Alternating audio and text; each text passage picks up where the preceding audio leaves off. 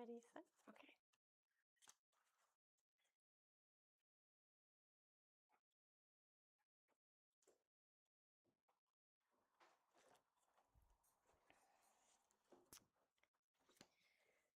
Well, good morning, everyone. That's nice. My name is Reverend Alison Lane-Olsen, and I serve the Bath New Jerusalem Church in Bath, Maine, and it is my privilege to be here with you on this first lecture of this Friday, last day of July, July 31st. And I am, I guess I'm titling this lecture, Healing at the Pool of Bethesda. So when I heard there was an invitation to bring forward our favorite Bible stories, I honestly envisioned myself doing something like Daniel and the Lion's Den, or Coat of Many Colors, or maybe the birth of Jesus. But something just called to me, in a sense, to bring forward this story in the Gospel of John, chapter 5. It is a healing story. Jesus is offering healing. It's the second time that he's offering healing in the Gospel of John. And as far as I can tell, it's one of those standalone stories where it's not found in other versions. So I wanted to share that story, begin by sharing that story with you. And we're going to hear from the Gospel of John, chapter 5, verses 1 through 15. And here is the story. After this, there was a feast of the Jews, and Jesus went up to Jerusalem.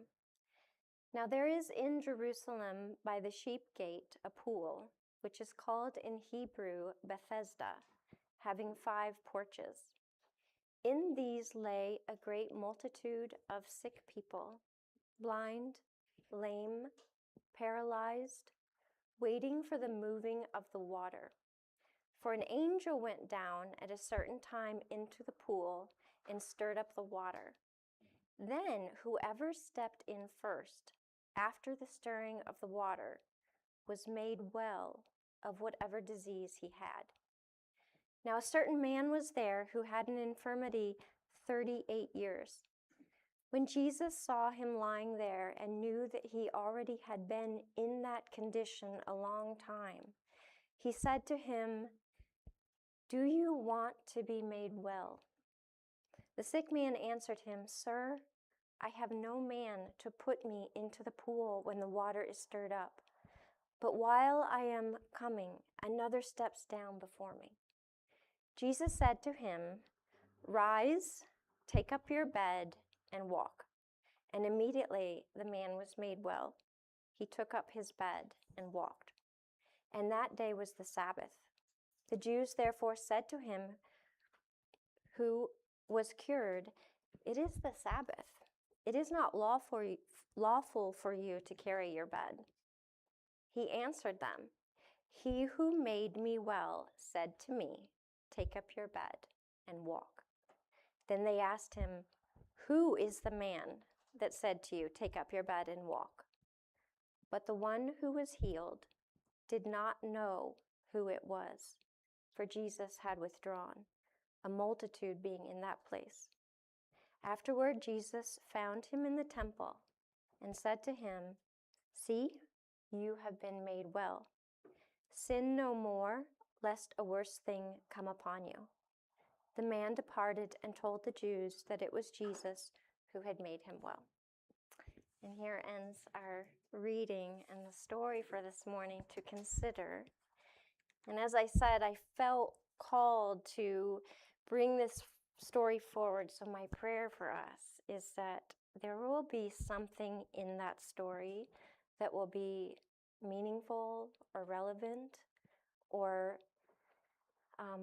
an of service to you wherever you are right now in your life, and that we together can find that together. So this story of healing, which I'm so glad is a beautiful story of healing, and I just think, part of it I think for me is like I just imagine what that might feel like to be so close to something and yet so far away. Like he was seeing this man, he was seeing other people be healed. It didn't say right? There was truth in that there was healing happening because he wouldn't have stayed for 38 years if he didn't hope that it could be his turn at some point. And that he was open to that, and yet he couldn't get there in time. And so my thought was this morning as we're considering this, maybe what would also be helpful is to think for, like, in our own lives, is there something that feels like we have been wanting for a long time? Like something that we could call would be feel like healing. It could be physical. It could be emotional. It could be mental. It could be spiritual. And is there anything that you feel like in your life you could identify now as like, oh, I've wanted this for so long. And I'm just wondering if it's ever going to come. I'm wondering if it's ever going to happen. I feel like other people get there.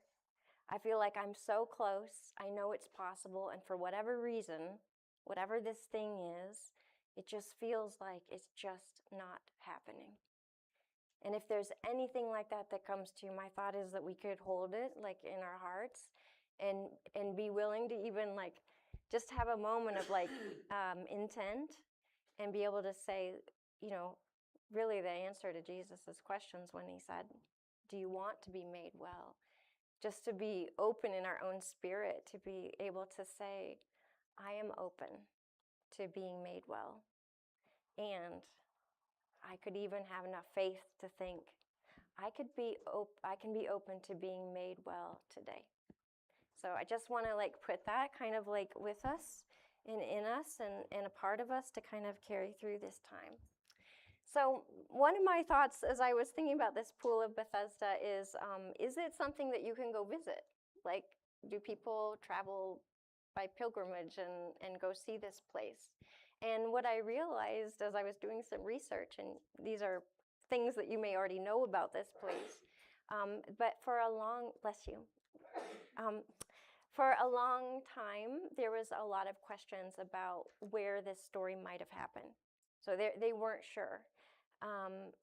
And there were like different pools and places of water around Jerusalem. And so there's sort of like some questions, like maybe it could be over here, maybe it happened over here. If you want to move this slide one, thank you, Becky. I just wanted to include this as just like an initial image of how you might have seen it like shown as a Bible story picture around this one. As I'm doing my research, I realized that there was a man named Conrad Schick. It's Schick. He was a German architect and archaeologist, and I feel like I have another little fact in my head, but it's not coming.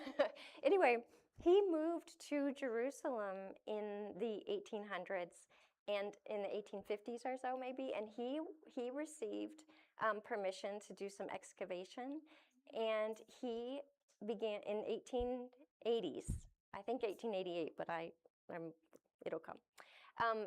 He discovered what seemed to be like two pools, and they discovered one that was 65 feet long and a second pool that was like 55 feet long. And so it was like a first and a second pool, and that one of these pools was 43 feet deep. So you can imagine like how deep I know, it's surprising. And actually, if you want to go ahead and move it forward one image, this is a picture of the excavation in 1911, what they were discovering. So he's finding what they called tanks at the time, or like these reservoirs. And as they're excavating the site over the years, they discover that this site has been, as you can imagine, probably like built upon many times. And it's probably as old as the 8th century BCE, when they think what they did was in that area and in this valley, they created a reservoir. and they built a dam alongside of it with a sluice gate, and they said they could determine how high the water was. Fast forward a few centuries, 2nd century, and they built a second pool. So now you've got a first pool and a second pool, and there's sort of all these stories like, was it a ritual bathing pool? At that time, it was just outside of Jerusalem city gates, or the city walls, so it wasn't actually within the city walls at that time. And it appears that there were already stories of healing then happening to this place when Jesus is finding it. What happens, of course we'll get into that a little bit more. What happens after that is that, little history lesson if you don't mind, Herod Agrippa, who is Herod the Great's grandson, he was ruling in the 40s. So imagine now this is the early church in the time of Acts. He's extending the walls of Jerusalem, and now these healing pools are now within the city. And later, say like early 100s, when Hadrian is the emperor, what he does is he says, I'm going to replace these sites as temples to, he has a temple constructed over what was the Pool of Bethesda around this area. Now it's a temple to the Greek god Asclepius, if you've ever heard. And he's got like the image of like rod with the serpent around it. And so, some of that imagery I think is still in our minds. He uses it as for that. Over time, and you can, if you want to go ahead and put the next slide up.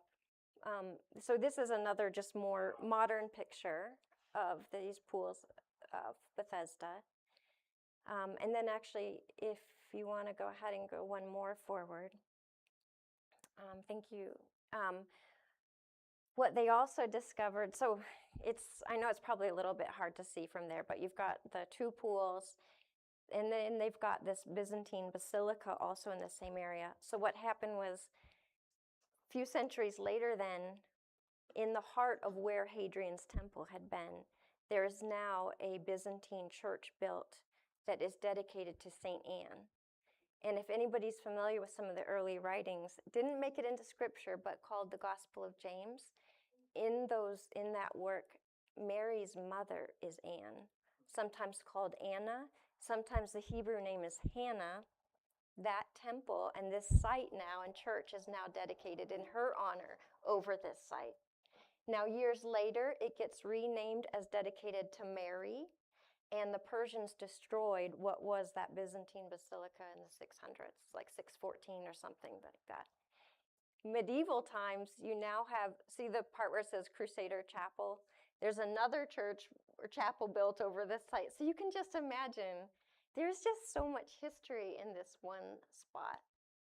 But, I just think that's so interesting, just to think all that's been there, and that they recognize something about this place to keep it holy, or to keep it, whether or not they renamed it and who they decided to dedicate it in honor of, and what they connected it with, there was something about this place, which is interesting because I can't quite tell. It's hard to know, like, was there like a natural spring or something there also? Because we have like this, was it a reservoir, right? This human-made reservoir that becomes this place of healing. It's not, right, your natural body of water teeming with life. It's this place, but it does become known as a place of healing. And Becky, if you don't mind moving the slide one more forward. Thank you. So I found this artwork, and I just also wanted to include this by Robert Bateman in 1877, which is interesting because this is before the pool not long before it would have been discovered again, the remains of this. But just, is this picture here with this angel ready to stir the waters. So this is the culture now. If we back up again in history, the pool is there. It's been there for a number of centuries. Somehow healing has become sort of synonymous with a place of healing. And there's these stories that how the healing occurs is that an angel comes, stirs the water, and whoever gets there first gets to be healed. Now, I think I remembered this story because of the angel in it, and I really love them. Like, we got angels, we've got water, here we are, we're along the water. This feels like a great story to have. But I have to be honest and tell you that, sadly, in the oldest version of the Greek manuscript of John, there is no angels, and it was a verse added in the 2nd century. So a lot of versions of the Bible will not include the verse about the angel stirring the water. I had to find a New King James Version so that I could read it today, so that would be included, just because, well, I love that part of the story. And I feel like, you know what, Providence, maybe that verse needed to be included. And if we think about it in terms of the world that Swedenborg was describing and setting up, in terms of the structure of how our universe is designed, or this place is designed, angels are such a part of that fabric. And in the creation story, on the day when humans are made, it says, "Let us create in our image." He says in his work that's referring to the angels that are part of this process for us as we are growing and regenerating, evolving, all those things. So I do have to be honest though and tell you, in the oldest, it's not there. But so some call it folklore or whatever, that this would have happened, that this was there. And this is the scene then that we have as Jesus is coming and he's meeting this man who's been waiting for healing. So in order to offer a Swedenborgian perspective on this, I have this book in my library that I was using on the Gospel of John. This is written by the Reverend William Bruce, published in 1870. And so this is kind of where I've been taking some of my inspiration as well, as far as a Swedenborgian perspective, because he, obviously it's nice to have that all together, him moving through these chapters and bringing the Swedenborgian perspective to it. So, thinking about this story now, what I wanted to do was start a little bit with where Bruce starts, and what he says is really important to consider is just to remember that Bethesda means house of mercy. And that this is the backdrop for this story, and this healing is this reminder that our God is one of mercy and love, and never wants us to suffer, and wants to bring healing and help and hope to us. So this is a God of mercy. And the other thing he does is, as he begins to speak about this man who was ill, he says very positively about him. He says that he has entered this place, and he waits patiently and prayerfully for deliverance, which comes by the moving of the waters. But he says he has entered this place and this porch patiently and prayerfully. And I was just so happy to see that, it's a really lovely way to begin to speak about this man. Because as I was also doing my reading and looking at commentaries, I've been trying to learn about something called disability theology, which is,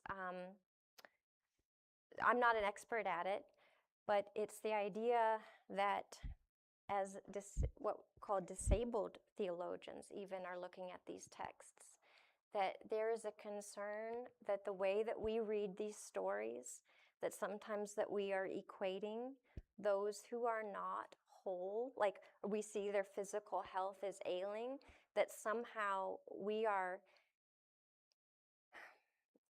right, we're sort of, there's an understanding or a kind of interpretation where we might be saying they're less than.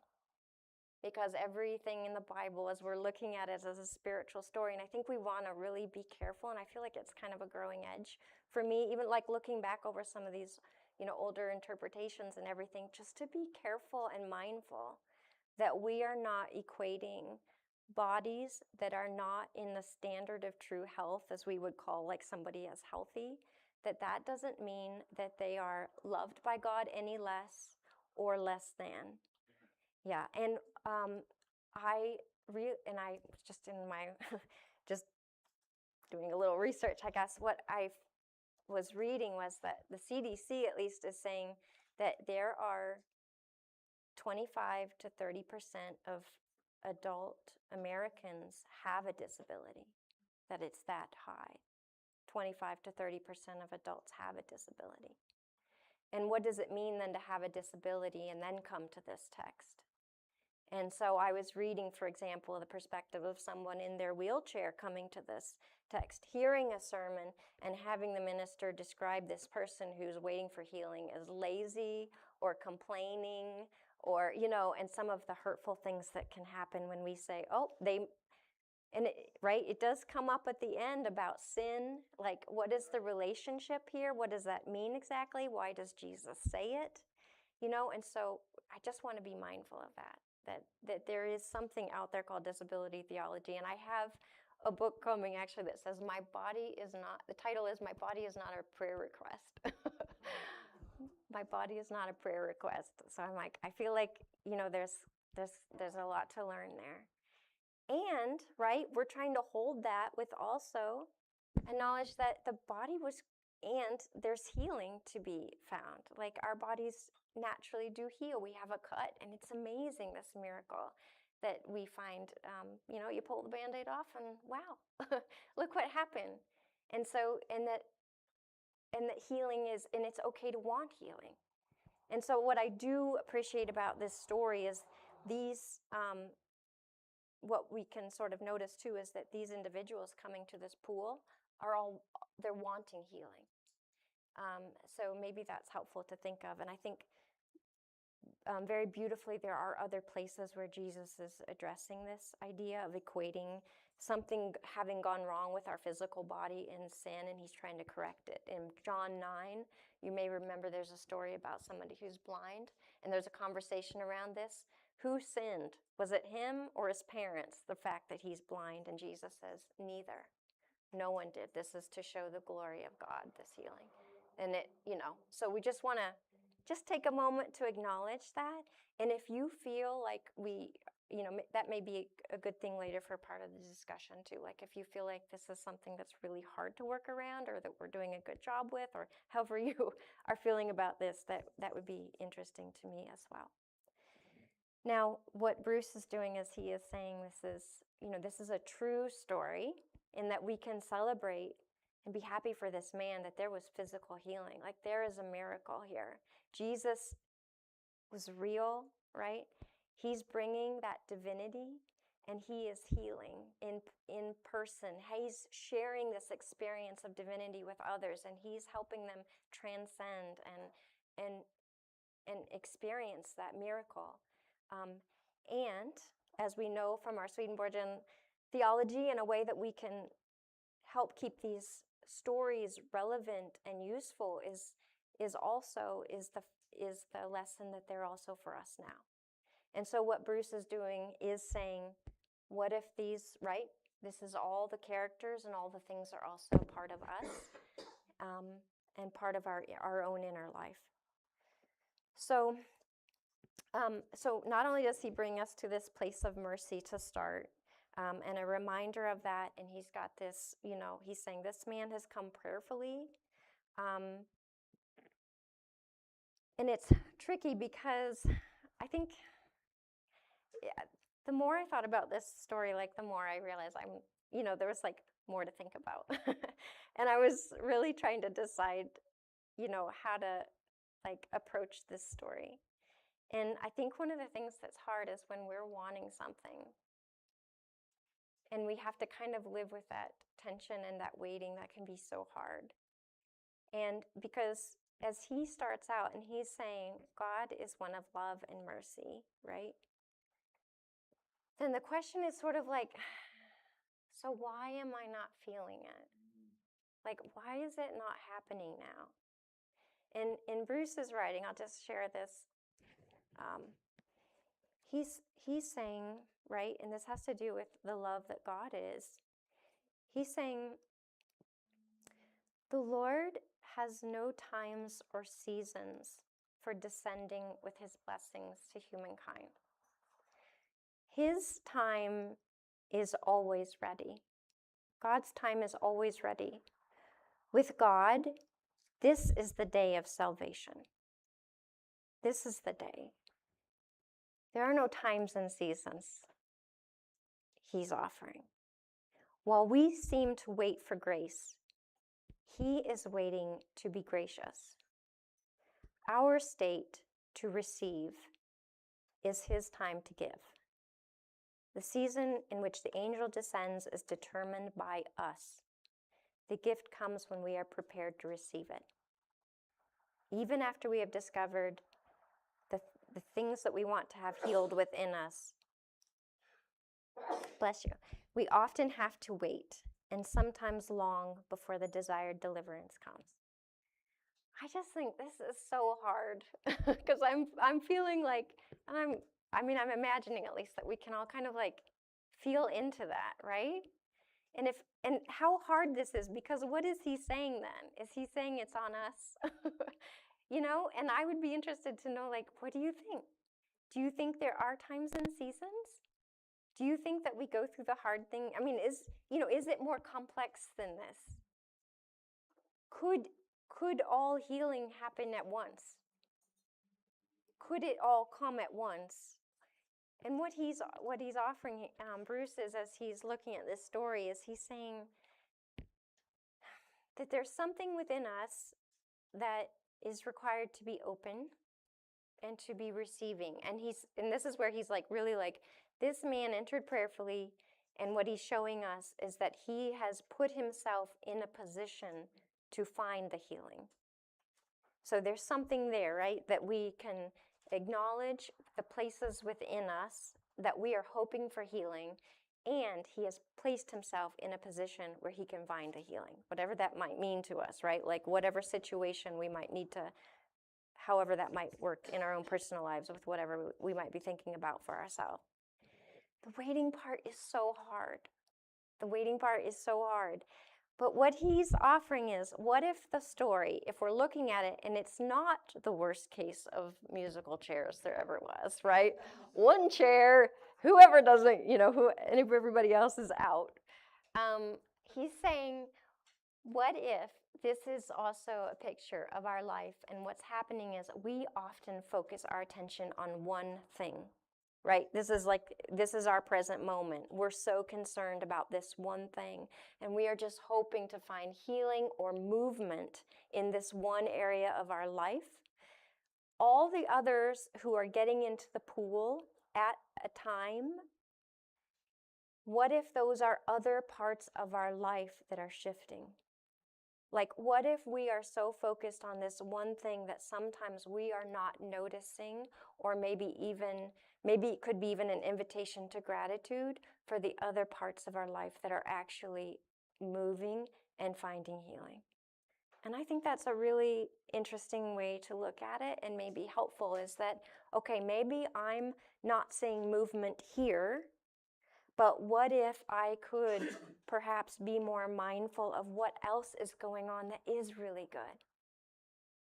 Because what he's saying is, he doesn't think it's possible that everybody could just hop in the pool at once and everybody's healed. And it's not because God's not capable of this. He's wondering, Bruce, I would say, as I'm reading him, is, do you think that we could take it? Would we be able to, like, really, I don't know what word I'm looking for, embrace an experience where everything was healed at once? What if every thought, right? If every thought that was wrong that we hold, what if that was all pulled at once? Like, what if on every level, everything that is out of alignment in some way with the divine, or everything that is distorted in some way, do you think we could handle it if everything about our life was immediately and fixed? I mean, we want to say yes, right? But don't you can you imagine? Yeah, see, I'm getting some shaking the head because we don't know what we don't know, right? And we're all working to the best of our ability, but what if some of the truths that we're working on aren't quite right? What if they need, right? Like just shifted a little bit. It'd be like having the rug pulled out from under you, and that it's like, could we handle that spiritually? You know, look how hard it is sometimes to accept new things that are happening, right? Or a new story that's happening, or something new's been discovered, or what are we going to do with all the disclosure stuff, right?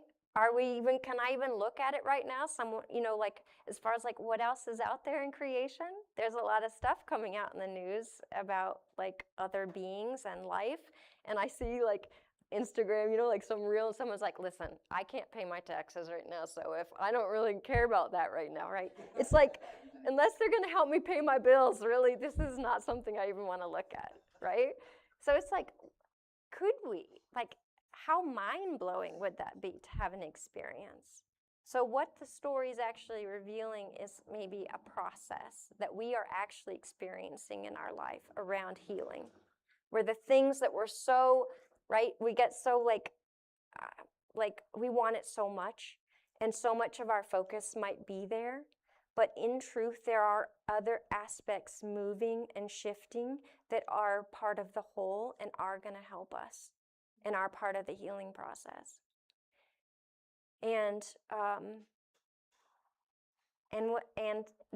So the other aspect that might be helpful to add here as well is that when Bruce is looking at this pool, he's saying, okay, in Swedenborgian like imagery, right? Anytime you have a pool of water, right, it's like a collection of truths, because we think of water as being truth. So like so here's my collection of truth that I have, and where do we find those places? That can be our minds and our version of like what truth is. It could be our memories of holding something or information. It can be the word, right? A collection of truths there. We're trying to we're doing the best that we can when we're like seeking healing and change in our life. And what the story is also revealing, he says, is this process where we're just trying to come to the truth that we know. Like, what can I find here that could help me in this moment, right? That's what he's kind of on the edge of. Is there anything there that's alive even? Is there anything there that could speak to me? Is there anything there that could help me move and heal and shift in my life? And it's like when the water's not moving, right? This moment of like, I'm not finding anything. Or it's not alive. Maybe there's lots of truth there, but it's not speaking to me right now. And it's just this moment of like pause and a little bit of struggle, right? Because we're waiting for that movement, and we're waiting for something to speak to us. And I, sometimes I think there's a lesson here too, right? In that, like, maybe our mind, that idea of like truth collection and having that is only going to get us so far. So into this situation comes Jesus, who is like the living word, right? He's carrying this divine I am presence, and he's saying, do you want to be well? And he says, it becomes evident in the text, right, that he doesn't recognize him, the one who's healed. He doesn't know that it's Jesus. He doesn't know who he is, what he can do. And what he says to him is, he says, I am trying. My problem is I can't get into this pool fast enough. I am alone. Others get there before me. And what Bruce says is, there's something is painful as that is and sounds. What's good about that for us to hear, or what may be helpful in his response, is that it's important, bless you, to acknowledge that we can't do this alone. And that's part of the process here that he's saying is coming through for us to consider, is that reminder that, and that again, sort of like confirming, I want to be healed. I've put myself in the best situation that I can think of at the moment to find this. I'm surrounding myself, or whatever it is, and I'm acknowledging I cannot do this alone.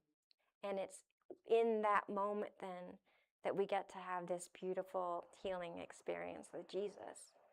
And he's seeing something in him. I wish, right, this is the mystery. And I wish there was like, no, this is how you do it. Here's, right, the actual part, like, how does he heal him?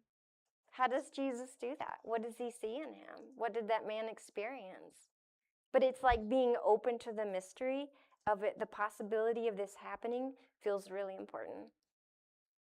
So being open to it, and then the language, right? Elevate, rise up, take up your bed and walk. That anytime you have this language of rising up is so beautiful in Scripture and so important, whether it's the mountaintop, right? You're sort of like going to the mountaintop, whether it's the invitation to the upper room, right? Every time we have this beautiful language of lifting up, this is this call to like elevate our consciousness. And we take our mat with us. We take our bed with us. We take where we have been and the other perspective with us. And now we have compassion for other people. We have a memory of healing, of something really amazing happening, of connection happening, of movement. And we can now understand and be helpful perhaps to others with that compassion. And it's important for in the future, like it's like building our faith, right? This happened and we can carry it with us. And there's a question there, right? Like, who said you could carry that mat on a Sabbath? Right? But there really isn't any other possibility. You can't truly put down in a way like it never happened where we have been. But we can carry those places with us into the future and have a new perspective of them. And they help us. And I recently saw this. I thought this was the coolest fact. That they're saying that they know, scientists know, that butterflies carry the memory of being caterpillars. Isn't that, I mean, I guess I kind of thought that, but I never really thought about it in that sense of like, they go, because right, it's such a metamorphosis, and it's like, so they like almost liquefy and everything, right, inside, and it's like, they still have that memory of being a caterpillar. Isn't that amazing, right? So this is what we are, I think this is what feels important about this, is that we can say healing is real and not to lose hope when it feels like there's a lot of suffering in the world or suffering that we're seeing or experiencing in our own life. And that as much as, because I was thinking about some of the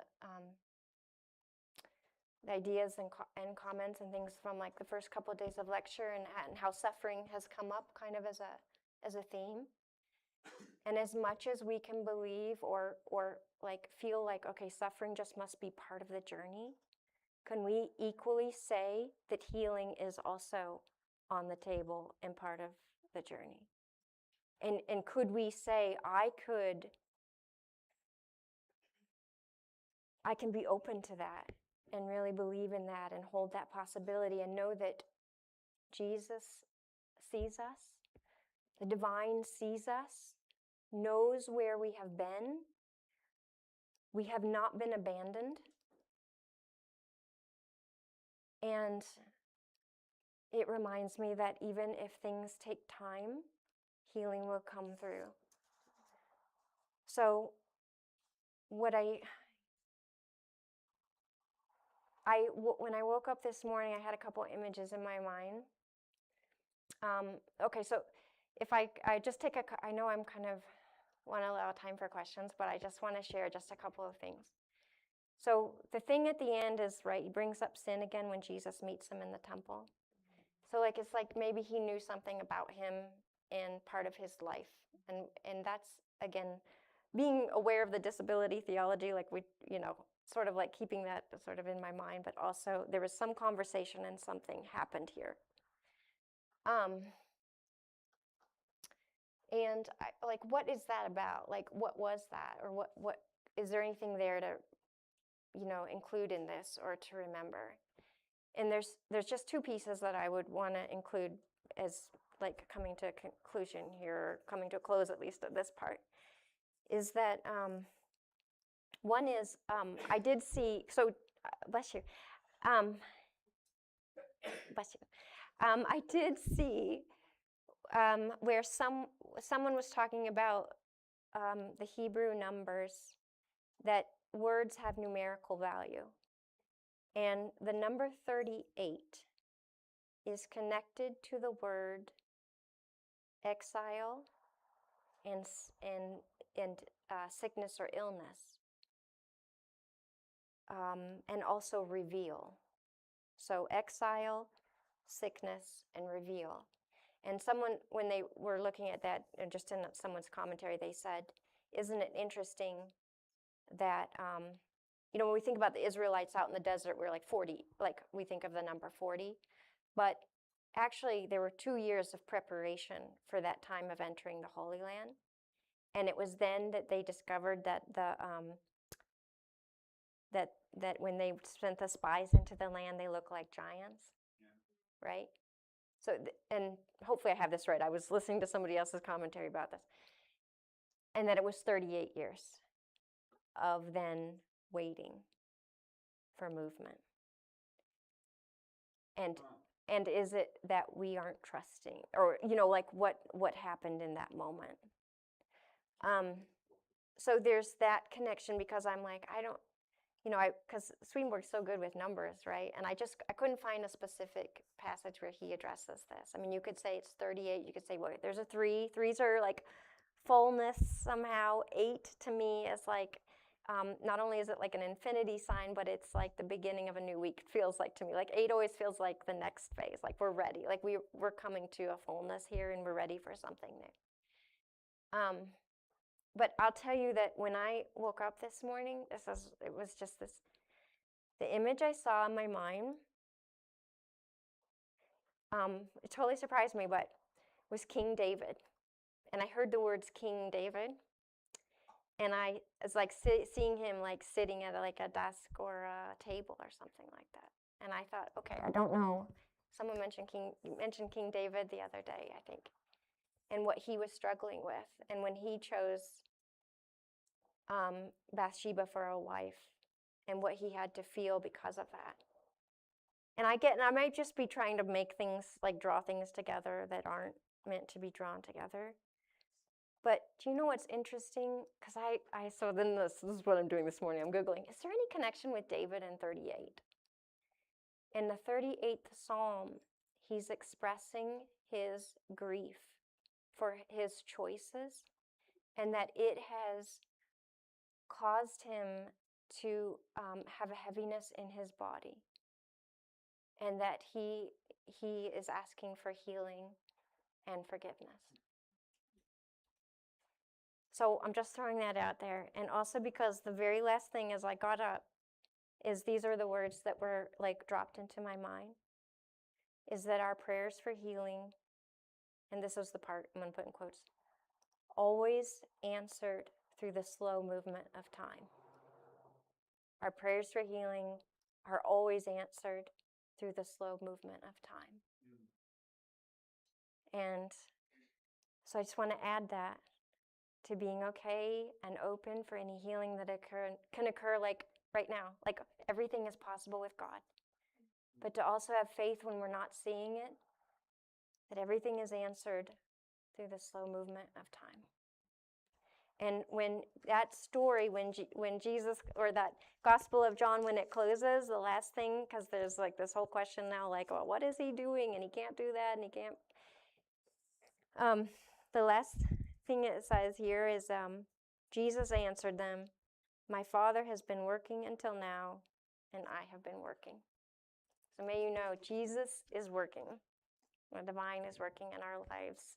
And may there be healing on whatever level that we are looking for and asking for and calling for in our life. So, amen. I know.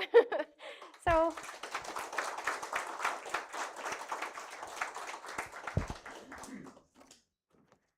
yes, Trevor.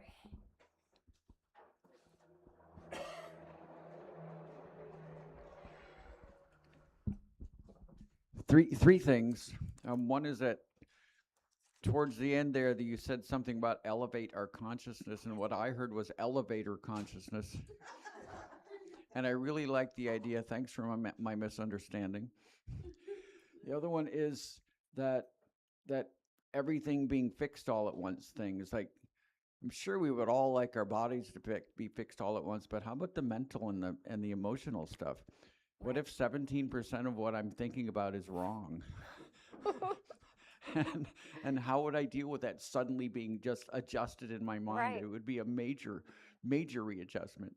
And the third one is at the end where Jesus tells them to go and sin no more unless something worse happens to you. Jesus is always talking about the spiritual stuff. It's not you might be a worse sinner. It's like your life might go bad because your inner life might go bad. Right. And so that's why you should sin no more, so that you can be a better person. Yeah.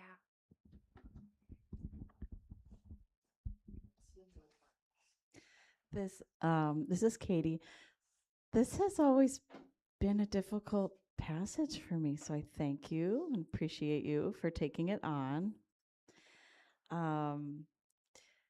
Because maybe it's a New Testament thing, like, oh, it's a little hard to get away from the literal, because I feel very deeply that it's historical as well, and it feels, because it's not quite as ancient, it feels like it should be a little more historical, things like that. But one of the things that is so hard is that actual physical healing happens, and we long for that.